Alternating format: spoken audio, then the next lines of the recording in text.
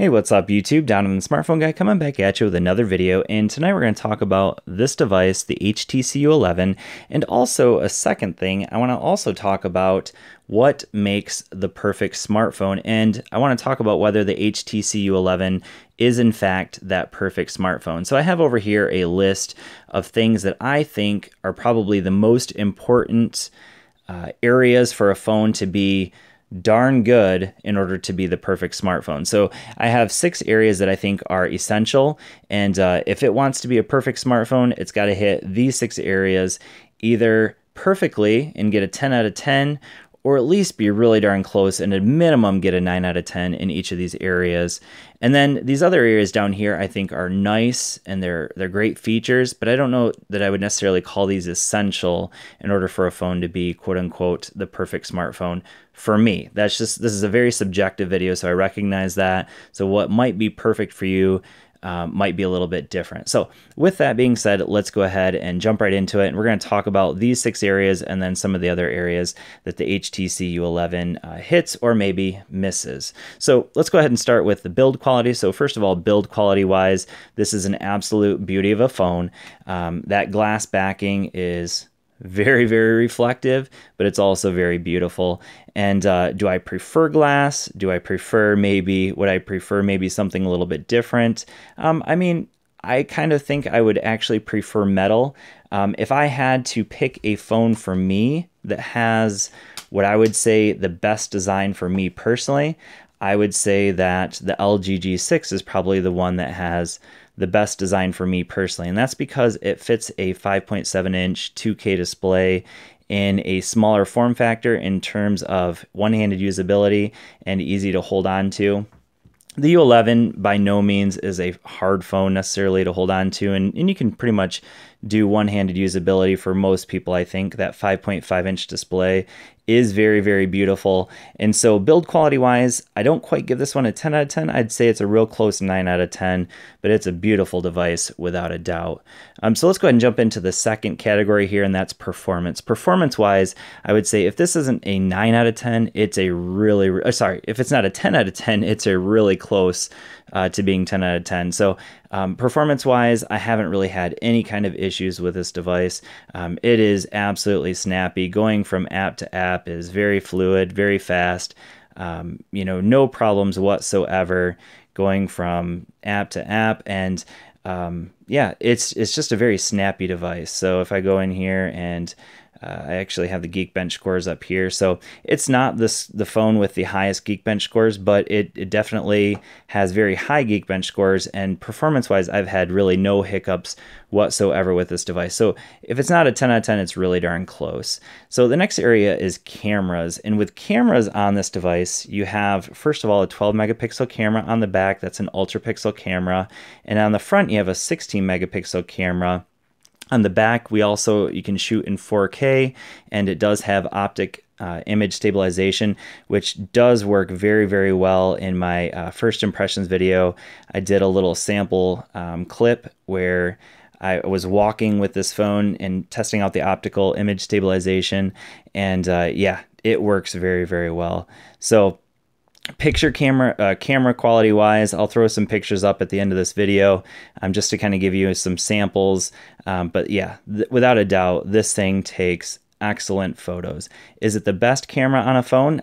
For me personally, out of all the phones that I've had, and I've had all the flagship devices of this year, I would say yeah, this is so far, I would say, probably the phone that takes the most beautiful pictures that I've seen, and probably the most real-to-life pictures as well. So that's also quite important. So camera-wise, yeah, the front and the rear cameras on this device are fantastic. If not a 10 out of 10, they're real darn close to being a 10 out of 10.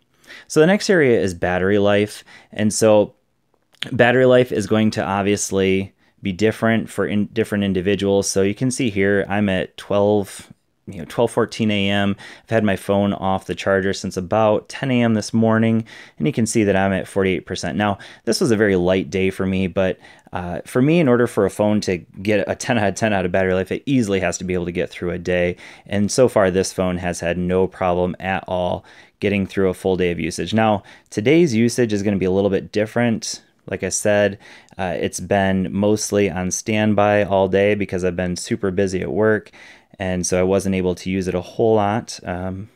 Let's see if I can actually find it. There we go, power. And so let's see what my screen on time was like today. All right, so 3 hours and 20 minutes, so at 48%, so a little over probably 6.5 to 7 hours is about what I would expect today. And that's pretty standard, I think, for this phone. So to get 6.5 hours of battery life, of screen on time, I should say, that for me is good. For a phone to get through that much, especially with only a 3,000 milliamp hour battery. Now, could it have a bigger battery? Sure. Yeah, it could have a bigger battery. But for me, it just needs to be able to get through a day with no problem. And so far, the HTC U11 has had no issues with that whatsoever. So next I want to talk about software. So software-wise, this is running HTC Sense UI, and I can be 100% honest here and say for the most part, I haven't been using Sense UI. However, I will say that they've included some very nice features into Sense UI, and easily the most useful feature for me is the squeeze feature, which I know for some people may not be maybe it seems like a gimmick, but I think I've found it to be very useful. So I currently have it set where if I short press, it's going to turn the camera on, and it does that very well. Another short press is going to obviously take a picture, which it did just now. And then if you actually long press while you're in the camera, it'll turn the camera around. So there I am. All right, let's turn that back around. All right, and now I'm going to get out of the camera, and a long press I have as flashlight. So you can customize that however you want, which is fantastic. But that is an awesome feature. Now, personally, I'm always going to do, no matter what phone I have, it doesn't matter how much I like the UI, I will always use Nova Launcher. So this is how I've been using the device. I just prefer Nova Launcher. It's just my preference. And it's easy to use when I'm jumping from phone to phone. So software-wise, I'm not sure that I would quite give it a 10 out of 10, but HTC Sense UI has some nice built-in features on this device, and so if not quite a 10 out of 10, it's maybe a 9 out of 10 for sure. Now, next thing that I want to talk about is speaker quality. And I actually would probably put this one down here. I don't know that a phone has to have excellent speakers in order to be the perfect phone, but this phone does obviously have some very good speakers. It has HTC boom sound, so we have the speaker down here on the bottom, and then at the top we have our tweeter. And yeah, the sound quality is quite good.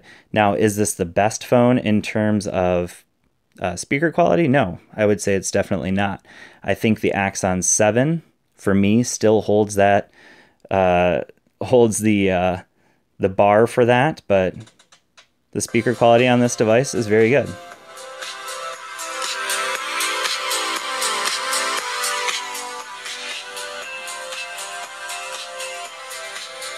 All right, so definitely 2 thumbs up for the speaker quality. Still not the best, but very definitively a very good speaker on this device, or speakers on this device. So some other features that this phone obviously has: it has waterproofing. It's IP67, not IP68. So technically you could it could go underwater and still be okay, but obviously you're not going to want to keep it underwater for a long period of time because it's only IP67 waterproof. Audio wise, obviously this phone comes with some very nice headphones. But there's a little bit of controversy there because it's Type-C, and but the Usonic headphones do sound fantastic. Audio quality wise, this phone definitely has built-in DACs to improve audio quality, to power high-powered headphones, and it does come with the adapter, so that's really nice. It is unlocked. I should mention also with battery life that it's Qualcomm 3.0 fast charging, so all of those features are fantastic. So why is this phone maybe not the perfect phone? Well, we kind of already talked about some areas up here where it's maybe a 9 out of 10. But like I said, in order for a phone to be the perfect phone, if it's at least a 9 out of 10, that's pretty darn close.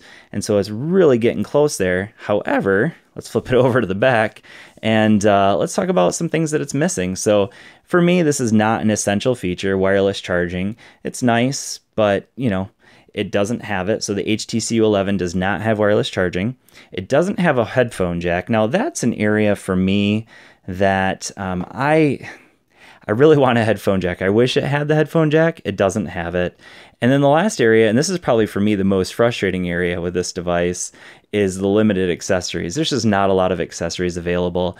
I think a lot of companies kind of just assumed, I'm talking about accessory companies, just kind of assumed that this was not going to be a good seller in the United States. And so they just didn't market, or they're not even making them accessories for this phone. And so with that being said, I will be doing some reviews of some accessories that I did pick up, and hopefully some of them will work well with this device. I'm talking about screen protectors and cases primarily there. But yeah, there's a limited amount of accessories available for the U11. And I think, once this phone becomes more popular, and I think because, it is so close to being it's really close to being the perfect device. And so because of that, I do think that there are going to be more and more people buying it. And so maybe the accessories will improve, but for now it's very limited. So with that being said, if you have any questions or comments, feel free to leave them down there. I definitely think that the HTC U11 maybe isn't the perfect phone, but it's a darn close one. And so with that being said, thanks for watching, and I will see you all in the next video. Peace.